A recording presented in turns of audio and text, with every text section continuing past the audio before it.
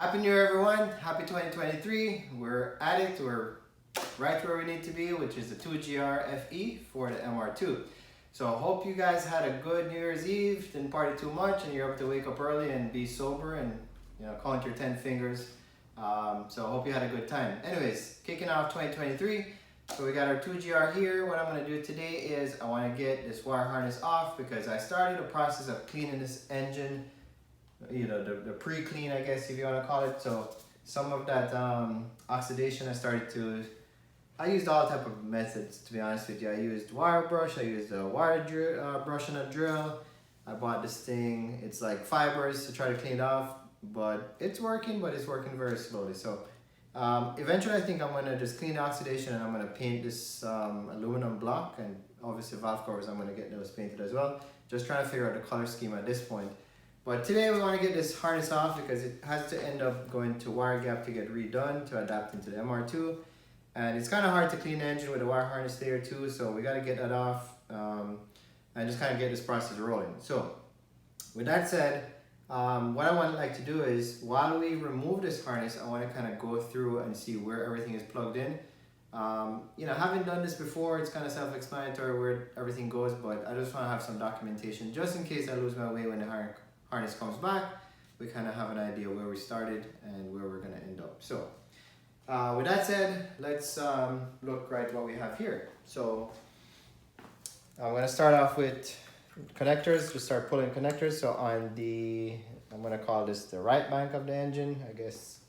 Don't know if that's a proper term, but right bank, this was typically face forward in the Avalon or whatever, and it will face forward in the MR2 as well. So we have the VVT solenoids, we got 2 of them here, so we're going to unplug these. We have our 3 coil packs, we're going to unplug these. I believe these are cam sensors, so we got one right here and another one right here, and that will basically get this top portion off. And then we have injectors, so 3 injectors right here. All right, and that kind of frees this portion. Going on the front here, there's another sensor. I'm not sure what this is. Could be knock sensor, no idea. And there's another one right here. This looks like an oil pressure sensor. So we'll get this off, and that kind of frees the harness from the front. So that's all the harnesses that we have so far. Now this is for the EGR system. I will reuse this to adapt into the MR2. So this has a sensor as well. And what else we got? We got a water temperature sensor here. Moving on to the side. And it just kind of comes right off. So now we got the front and side somewhat unplugged. We'll go to the back. And just looking at this, I know this intake manifold has to come off because we got to get to the injector plugs on the other bank. So we'll have to end up taking this off to get this harness out. But easy stuff. It's going to be a quick video today, hopefully, because it's New Year's Day and I just want to spend some time hanging out with the family. But yeah, let's move on. Head into the back of the engine. We have the throttle body harness here. And then we just kind of lift this out of the way. We're gonna work our way back, and everything is falling. Clamps are falling, everything is falling. Let me get these back up. This plug goes back in here now. Let's see. This is our fuel line, original fuel line. We'll leave that over there, and then we're just gonna keep unplugging again. So we have an injector here, a coil pack here. There's 3 coil packs just like the other side, the cam sensors and the VVT solenoids as well. So it looks like everything here is free. The VVTI is on this side, and then this thing for the intake, I'm not sure what you call this thing. We got to get this off as well. And then coming around, we have one more cam sensor, I guess. And then the only thing we're left with now is these. We have 3 injector wires on the bottom. Now, let me get a flashlight here and see if I can show you. So we got this one, and then we got 2 more in here. And I honestly don't think we're not gonna be able to get to it. At least I'm not even gonna try to get to these without taking this off. So now we're gonna pull this off, and we got 2 10mm nuts, one on this side, one on the other side, and then it looks like 4 hex bolts right here. So we'll start by pulling that. This thing should lift right off. we do have two coolant lines going to the throttle body. So I'll just pull the clamp and get these hoses off. Shouldn't be too much of a hassle. And now we're just gonna pull these, and then this thing hopefully should just lift right up. Getting to the back of the intake manifold, I have these two bolts here. I'm just gonna pull the one on the valve cover, and on the other side there are two as well. I'm gonna pull the one on the back of the valve cover. So I already got these loose. Just gonna leave them here. And I'm gonna suggest you guys set these bolts off to the side. Don't leave them hanging on the engine, because see like how this fell? What will happen is these bolts, just like how it's falling right here, I didn't plan this, they'll end up falling into the intake manifold, and you're just not gonna have a good day if it gets down there. So we'll leave those off to the side. So we have the back free here. And now we're gonna go to the front, pull those hexes and the two nuts on either side, and then this thing should lift right up.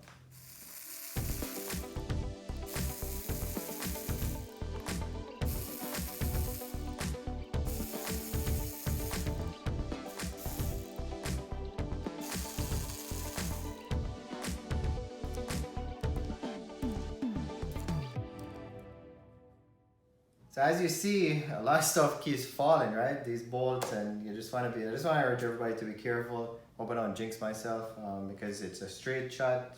Once you get this intake, whatever falls, it's going to the bottom, and you don't want to have to rip this engine apart to get to it. So I think I got everything. Now it's just a matter of lifting this up. Now I'll put this video in here right now, because there's a lot of stuff when you get these engines that's trapped in the V section here of the block. And like you'll see right now, a lot of stuff came out, so try to get that cleaned up, so once you're pulling this thing off, nothing is technically falling into the intake, or potentially has the ability to fall in the intake. Just clean it up as much as you can, and then we're just gonna go ahead and lift this thing right up now and see what's going on. There you go, very easy. Comes off. There are those gaskets. So again, this one is stuck here, but just be on the lookout for that. And as easy as that, we got the intake manifold off. So now we can get to these injectors and get this whole wire harness off.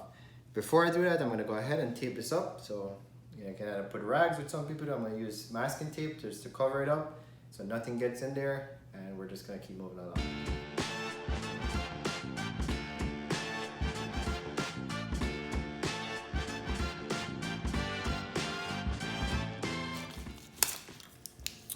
Alright, so we got the three injectors unplugged on this side. Then you got two holders, one here, one over here. And I think that's it. Should be able to just get this out. And there's your Avalon harness, which is a lot of wires. I don't know if we're going to use much of this back. But anyways, Doug from Wire Gap will do whatever he does. And I don't mess with wiring. It's just too complicated, and I don't want to attempt to try that. Put it in, it doesn't start, you gotta rip everything apart. So I'd rather spend the money and send it to the professionals, as I always mentioned. So yeah, that will go to Wire Gap, and here's what we have. Now looking at the engine, you guys will see, man, I tell you, this oxidation just drives me nuts. But I guess it's a little cleaning. This is not so bad, because see, just my finger alone is taking this off. But on the block it was a little bit more difficult than that. But we'll have to get this up. I'm gonna take this lower intake manifold off at some point, and then we'll get everything painted or cleaned or whatever. The water neck has to come off next, and this is gonna get sent out to TCS so they can put the adapter so we can do the fill. And then on this side of the engine, there is this bracket over here. I think this is what was on the original engine mount. Now we don't reuse this, so we'll just basically take this out. Bunch of bolts right here, like what was 2, 4, 6 bolts actually.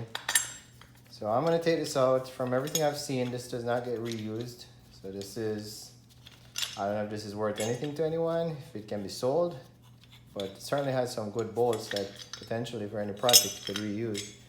So this comes right off, and as you can see, I was starting to clean the thermostat housing and everything already. But this is gonna be a process to clean. I can tell you that much. Right off the bat, this is gonna be a process to clean. But anyways, I'm happy with this for today. So we got some pieces off, got the wire harness off. Now I have room to work. I can take these quad packs out, plug the holes, and just start going to town cleaning this thing and getting it prepped. And with that said, talking about prep, I'm gonna prep the Gen 5 here because I gotta get the radiator replaced. I'll insert a clip right now. We actually found a leak, so we knew it was coming from the side of the radiator. And you know, it was a mystery because you drove it and you came back and there's nothing. Then sometimes you drive it, you come back, it's wet. But we actually found it. There's a small pinhole. So you guys gonna have to excuse my messy bench here, but originally I was gonna put this radiator in as is with these fans bolted to, you know, secure it to the coils, but I think it's not the best application.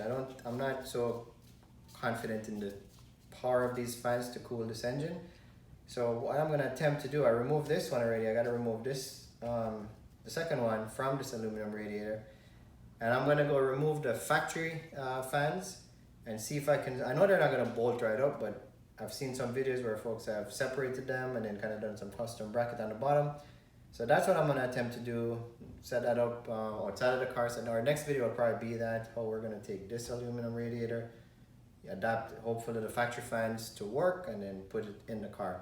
But I think I'm more comfortable with that than this setup. If that doesn't work, then I'll probably go get like a the one that comes with the fan shrouds, and I think it's the same fans, but hopefully we're gonna get the factory ones to work because I think that's the best direction to go. But that's kind of like what we have going on here. It's really a continuation from our last video. But with that said, guys, just wanted to wish everybody a happy new year. Hope 2023 brings you everything that you want. I know we say this every year, but you know, hey, it's another year to try to achieve your goals. So let's just work at that. And you know, I appreciate everyone as always subscribing to the channel. We are moving very slowly, but we're moving, so we'll take it. And you know, I'm continuing to have fun doing these videos for you guys and for myself.